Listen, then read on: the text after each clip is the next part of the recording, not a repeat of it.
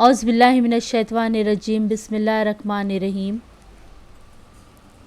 Subject environmental studies class third.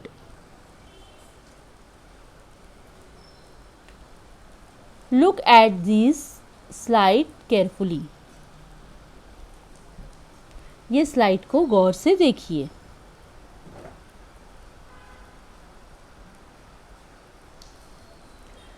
In the last slide, what images have we seen?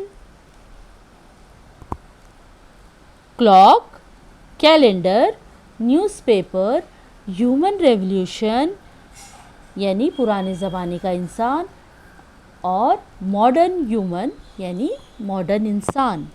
ये सब चीज़ें हमने last slide में देखी। Times has three parts: present, past, future। ज़माने को तीन हिस्सों में तकसीम किया गया है। प्रेजेंट टेंस यानी जो चल रहा है, पास्ट यानी जो हो गया और फ्यूचर यानी जो होने वाला है यानी जो होने वाला है उसे हम फ्यूचर कहेंगे।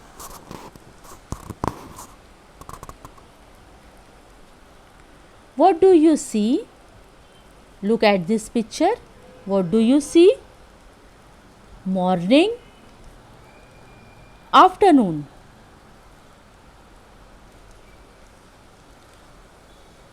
Look at this picture. What do you see? Evening and night.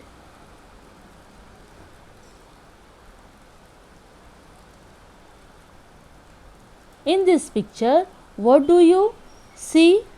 Yes, this is a calendar. Calendar से हमको दिन, तारीख और साल का पता चलता है। कौन सा दिन है,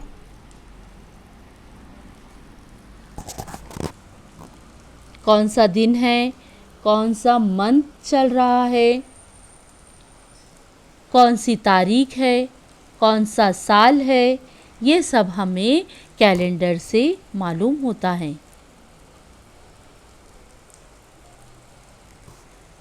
Look at this picture. What do you see? What is this? This is a newspaper.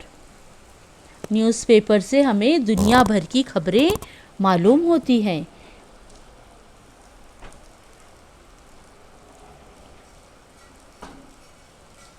Look at this picture. This is an Asian civilization. An Asian civilization का मतलब होता है पुराने ज़माने के यानी पास्ट की चीज़ों का हमें पता चलता है कि पुराने ज़माने में चीज़ें कैसी थी, क्या था, ये हमें पुराने ज़माने की चीज़ों से पता चलता है। Asian civilisation.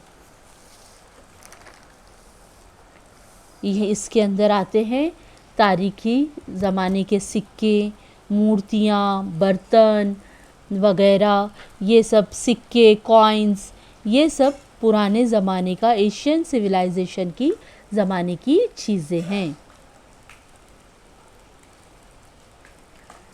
Look at this picture.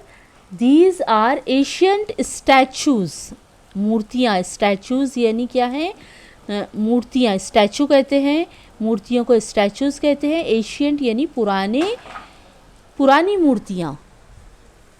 पुराने ज़माने में लोग राजा महाराजा बादशाह अपनी खुद की मूर्तियाँ भी क्या करते थे, बनाया करते थे और अपने देवताओं की भी मूर्तियाँ बनाते थे। अभी नेक्स्ट आ रहा है, this is a hourglass. Hourglass यानी हम इसका मतलब समझाते हैं आपको। पुराने ज़माने में घड़ियों का रिवाज नहीं था। पुराने ज़माने में भी हमारे पास जैसी घड़ियाँ हैं वैसी घड़ियाँ नहीं होती थी। ये घड़ी से वक्त नापा जाता है। ये जो यहाँ पर ये जो सैंड गिरती हुई आपको नीचे जो नज़र आ रही है, ये सैंड रेत घड़ी, रेत है ये नीचे गिरती है। जब ये ऊपर की सैंड पूरी नीचे चली जाती है तो हम पहले तसव्वुर किया जाता था कि 1 घंटा हो गया। तो इसको आर ग्लास कहते हैं। उसी के बाद है नेक्स्ट है वाटर क्लॉक। सैंड क्लॉक के जैसी ही वाटर क्लॉक है।